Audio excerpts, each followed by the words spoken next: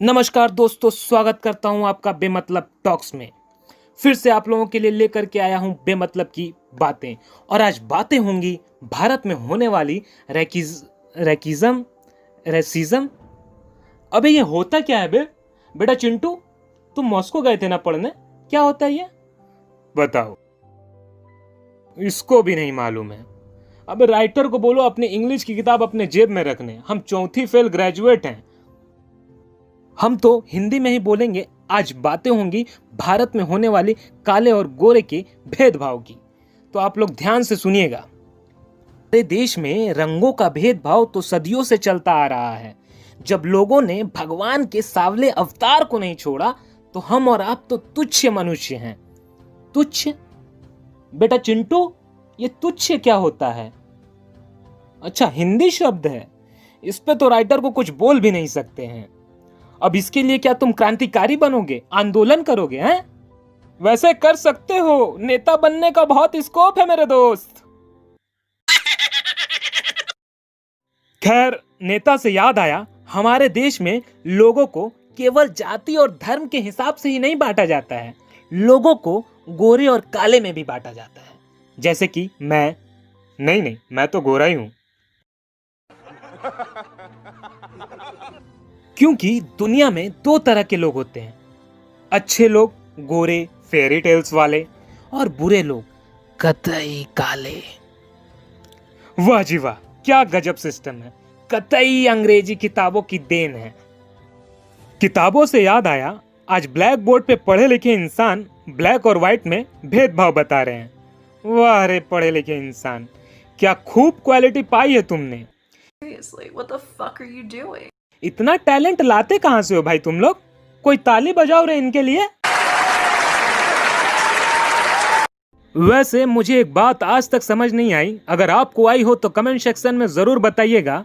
जब हमारे देश के महान फ्रीडम फाइटर्स ने गोरों को 1947 में ही देश से भगा दिया था, ठीक उसी तरह जिस तरह धोनी मैदान में बॉल को स्टेडियम से बाहर भेजता है,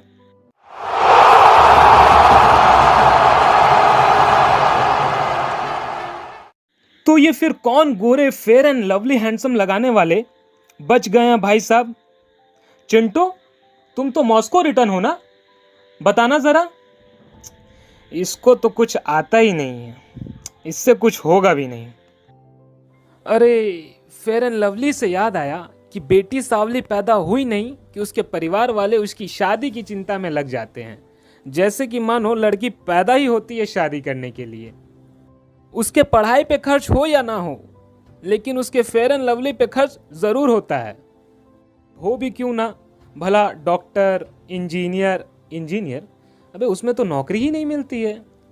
खैर कोई बात नहीं, आईएएस आईपीएस ये सब बन के क्या करेंगी? गोरी होंगी तो अच्छा परिवार मिलेगा, अच्छे घर में शादी होगी। क्यों बहनों, सही कहा ना? ऐसा नहीं है कि ये सिर्फ बहनों के साथ हो रहा है, हम जैसे भाइयों के साथ भी आजकल कुछ ऐसा ही हो रहा है। इसलिए फेयर एंड हैंडसम का धंधा आजकल जोरों से चल रहा है। पर मैं भी तो फेयर एंड हैंडसम ही लगाता हूं, तो आने वाली लाइन पे गौर करिएगा। आखिर प्राइवेट नौकरी वाला सावला दामाद किसे पसंद आता है? हाँ, भले नौकरी सरकारी हो या फिर एक दो छोटी बड़ी कंपनी का मालिक हो तो चलता है ना मेरे भाइयों। फिलहाल मैं तो ये सोच रहा हूँ कि मेरी शादी कैसे होगी। सत्यानाश।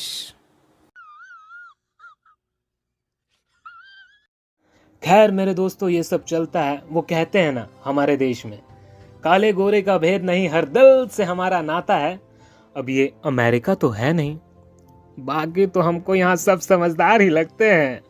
तो बेटा चिंटू, जल्दी से निकलो यहाँ से, ये देश हमारा है और यहाँ हम सब एक दूसरे का सहारा हैं। चलो आज एक खुफिया जानकारी आप लोगों को दे देता हूँ। हमारे देश में एक चीज ऐसी है जो गोरे और काले को सटीक पैमाने पे जोड़ के रखती है, और वो है हमारे प्यारे गांधी जी। क्या समझे? नहीं, गांधी जी के विचार नहीं, हमारे नोट वाले गांधी जी। अरे नोट से याद आया, ये लोग तो रिकॉर्डिंग का भी पैसा नहीं देते बे। खैर हमारी बातें बेमतलब की हैं, पर अगर आपको इसमें कोई मतलब दिख जाए तो अपने दोस्तों के साथ इसे शेयर जरूर कीजिएगा। उम्मीद है कि अब तक लाइक और सब्सक्राइब का बटन दब चुका होगा। क्या बोले? अभी तक नहीं दबाए?